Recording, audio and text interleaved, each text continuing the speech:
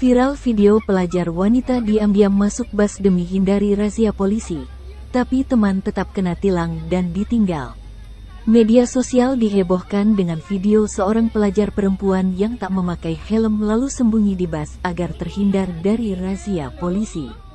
Dalam video tersebut, tampak pelajar laki-laki memboncengkan pelajar perempuan dengan sepeda motor. Pelajar ini pun berhenti karena lampu traffic light merah. Terlihat pelajar laki-laki memakai helm sedangkan si perempuan tak memakai helm.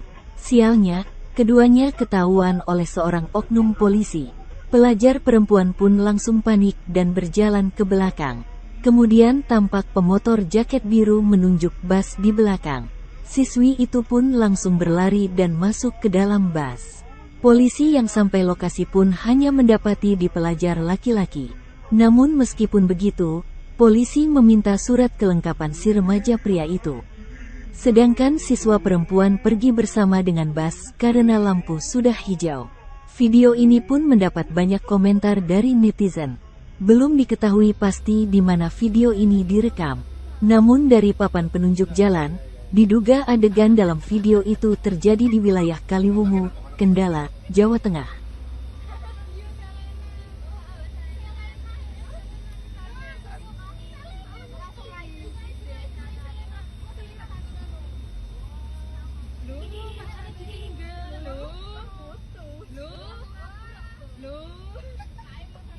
Terima kasih sudah nonton. Jangan lupa like, subscribe, dan share ya.